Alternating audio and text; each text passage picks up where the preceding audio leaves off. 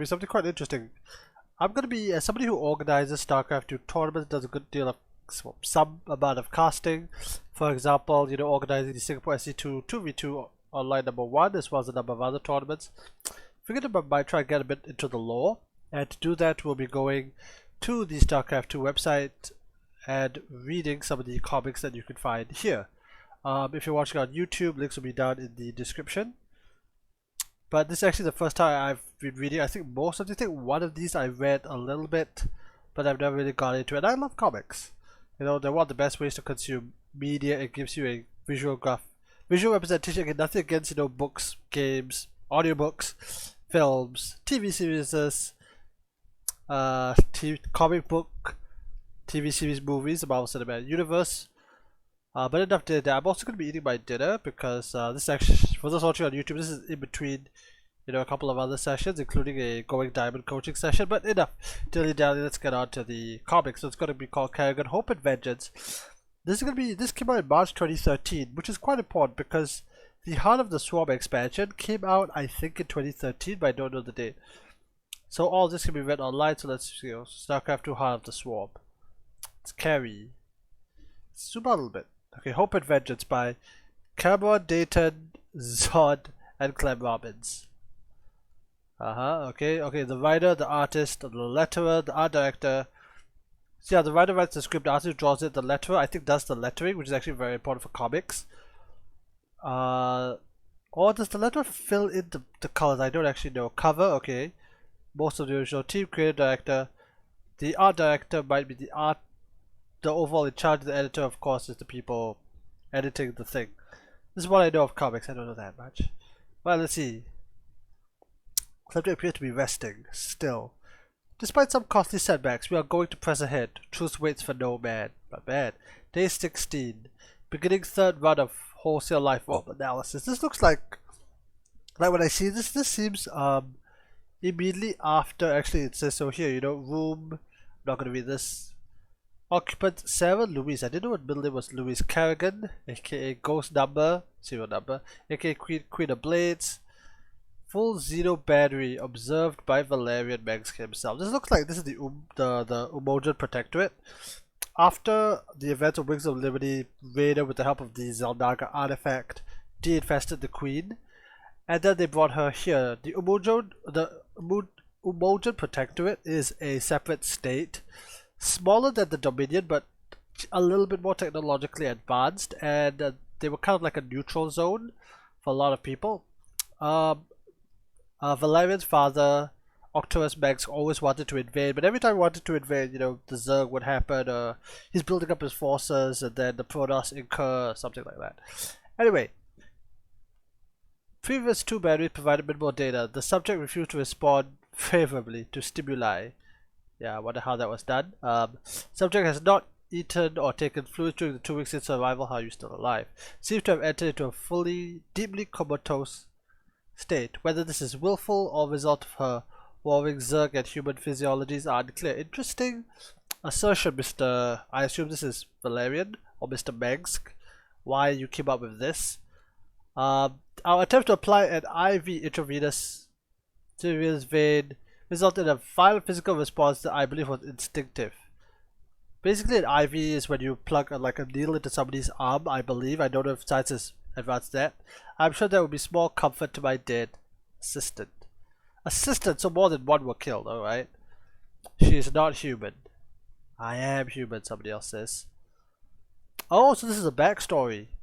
Memories. I thought the bastards had ripped them away. The Confederate resocked the brain scrubs to overmind psychic rape. Oh boy, I thought there was nothing left. Okay, so a long story short about this. The Confederate resock is what's the term? It's something socialization. It basically is a kind of mind control, slightly different from the brain scrub, slightly different from mind wipe. It's basically the psychic thing that it goes and rearranges your brain. The Confederates were using it first on, as far as I know, on Marines. This is first hand in the book Heaven's Devils. The brain scrub is that after a ghost completes a mission, you wipe their memories. This is so that, if they're captured, they can't reveal stuff later on. It's pretty brutal. The Starcraft universe is not a nice place. It's not somewhere I would not somewhere I would want to live. SCVs get blown up by Bailings all the times. Okay, memories of a little girl. Human memories, a mother, a father. I've never seen her parents. A life without war, a life without horror. A life without death. Death seems to follow her, this Valerian. I'm not sure what happened last time, but our subject has decided to grace us with some degree of consciousness. Did she emerge from a psychic cocoon? Get bored with her coma? Maybe she had a nightmare. Well, she's a soldier. Whatever it caused, her awakening sent out a shockwave that destroyed the observation chamber and killed the attending technician. Exactly, you don't want to live here. Another accidental death. She has forced me to rely on other means of analysis, means which cannot be killed by an errant thought or bad dreams. Okay, hence all these machines. The subject has now no human interaction. I think she prefers it that way. All she knows of humanity is pain, violence, betrayal. Her childhood torn apart by dormant power burst into savage, hungry life. The Confederacy of Man was quick to grab her, of course they will, to isolate her, to shape her, with its blunt and clumsy tools. They wanted a weapon. What is this? Tarsonus Capulu? I can't pronounce this word. It kind of looks like a circus, but I don't know what it is. Basically, I think the backstory is that Kerrigan had like a psychic burst which killed her parents, which is very tragic. Then the Dominion. Okay, so when they're talking about the blunt, clumsy tools, which is that the resock technology that they were using at the time was new. It hadn't been, you know, specialized, and they just used it. You know, first gen, they just used it. They're full of bugs, they're full of issues. They just used it. The resock has gotten a lot better since then. Again, this story is probably 20, 30, maybe, yeah, 20, 30, maybe 40 years before the events of Heart of the Swarm. So technology in the Starcraft universe is advancing. Oh, this poor Jigsaw. I think this represents her. Maybe her parents. I don't know. Let's keep reading. From what I see in the files, they were able to recover from the burning Confederate facility. She resisted, refused to open herself to the thing that killed her mother. When they say the thing that killed her mother, I think it meant her psychic abilities. Basically, being a psyker. I'm just going to use the term, the 40k term psyker. Is that she didn't want to engage with it, because why would you engage with something that just killed your entire family? But, of course, the scientist, you need to engage with their psychic skills in order that they made her kill. They caged the little girl. They unleashed the monster. They unleashed the monster indeed. How old was she? Well, let's take a look at this picture. This looks like she's maybe a teenager, maybe slightly less. The picture here, it looks like she's like 6, maybe she was a bit older. Maybe she was sent to an orphanage or something and then picked up later. I can't really tell. But this one looks a bit older than the Kerrigan above. But let's move on. Are we recording? Yep, okay. Alright, let's move on. It killed my mother, they didn't care. Interesting they don't talk about the father, they unleashed it. Is this Nova or is this... no, that's Carrie, that's red hair. Killed and I didn't care. And then I was free. Freed by a man who had every reason to hate me. Oh boy. I was no fool. Octorusk, Mensk, still wanted me to kill, join his revolution and draw Confederate blood. But this time they asked. You know that sometimes all you need to do is ask? They spoke to me of a future of hope. They told me that my efforts would bring down those who had hurt me. They spoke of vengeance. Well, it's correct. Hope and vengeance. Those words meant nothing. I finally had a purpose of choice. Because again, before she was doing all of this, you know, in the pages above that they're talking about what she did for the Confederacy. Yeah, that, she didn't really have much of a choice in that. Let's see, what's the end of the page? Okay, we'll keep reading. This is Jimmy Boy. I chose to be there. I chose my actions. For the first time, I was there where I wanted to be. I begin to feel, to care, to trust. I don't know if this is Megsk or Raider. Okay, basically from what I know of the Brood War story, okay, so here's the thing, the Confederacy always had to deal with uprisings. Again, during the Confederacy of Man, this is before the Zerg, before the Protoss.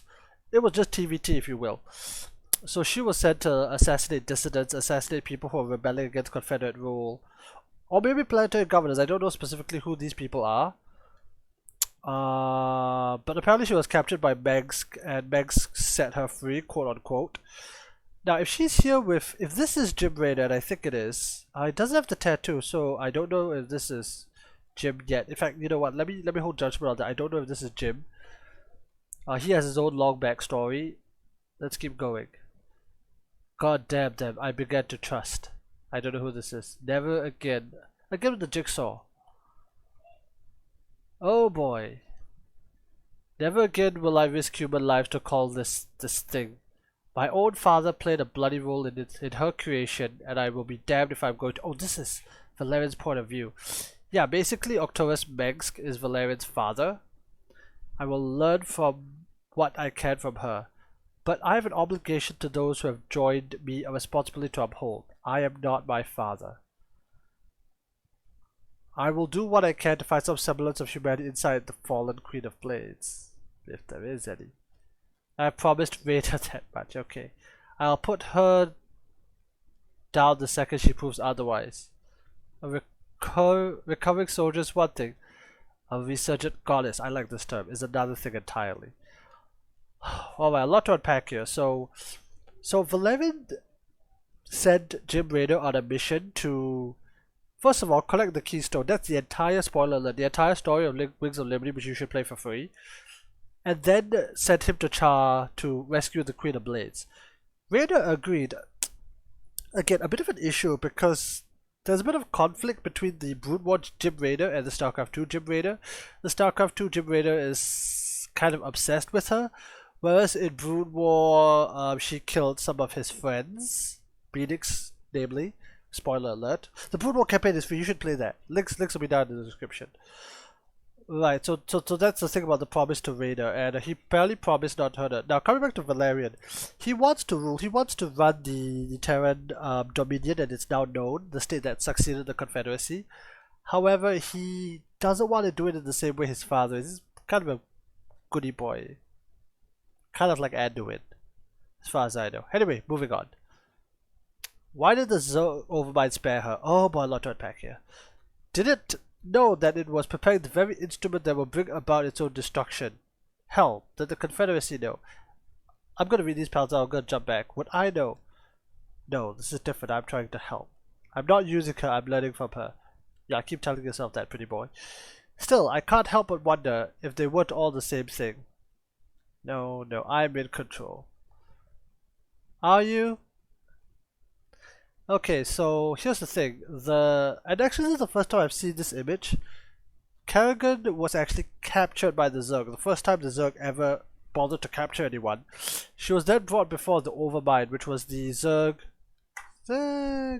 leader at the time. Well, basically the Overmind was this giant hatchery that controlled the rest of the Zerg. And for some reason or another, the Overmind reshaped. Kerrigan rewrote her DNA, if I remember the term correctly, and basically made her the Queen of Blades. Of course, the Confederacy would have no idea. The Confederacy would fall late the week after Kerrigan was captured. I'm gonna take a bite, then I'm gonna continue reading the rest of this comic. I think this is just like the prelude to Heart of the Swarm, but we'll go through it nonetheless.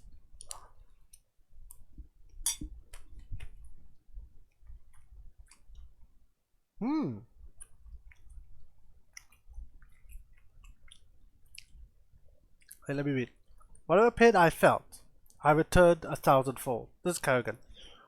I took the swarm through blood and lies. Oh, yes, she did. And I turned it into those who had betrayed me. Yes, she did. I had 1,000,000,000 claws, 1,000,000,000 fangs, and 200 supply. I was in control. I killed and killed. Oh, yes, she did. I was in control. At my words, mountains fled, oceans. I'm just imagining like the part from the Heart of the Swarm trailer. Oceans dried up, planets died. I was in control, and I was the monster. I can't do the voice acting. Vengeance ruled me just as sternly as the Confederacy had. Now I understand vengeance. When do I understand hope? Security protocols violated. To terminate subject? Okay, so Valerian's considering whether to, just shoot her effectively. I kind of like this. This Ultralisk it looks a lot more like the Brood War Ultralisk, which would have been accurate at the time, because she ruled the swarm from the middle of Brood War to the end of Starcraft Wings of Liberty. This does look a bit more like it, but from the angle it could be Starcraft 2 Ultralisk. Very different, single target damage, the Brood War Ultralisk. Okay, is Valerian gonna shoot her? Obviously not, because, you know, half the swarm campaign, but what does he do? Retinal ID confirmed, Valerian Megs, a monster with dirty fingernails. Detonate 20 seconds. Oh, it's gonna blow her up, not even shoot. And a monster that inspired James King Raider to find his way halfway across the galaxy just to pull me from the jaws of death. If that cynical bastard can hold on to some hope for me, I sure as hell can give it a shot. Oh, she knows! Turn it off, 11. You are 9 seconds away from carrying on the Meg's family tradition of sneaky, underhanded cowardice.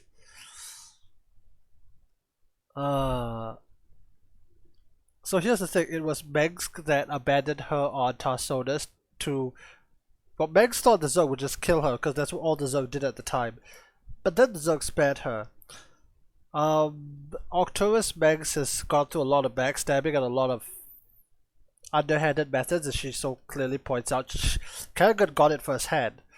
Valerian's trying to rule another way, but she's basically taunting him to say that, you know, that he wants to rule differently, but if he doesn't, he'll be doing the same. Now, what's happening down here?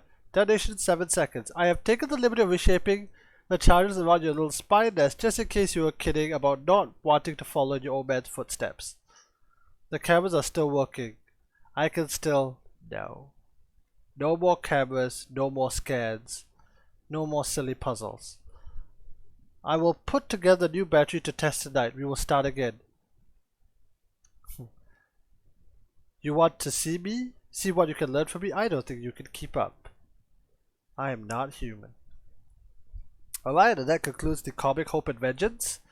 If you want, you can read this for yourself, bit by bit, admire the artwork yourself. The link will be down in the description.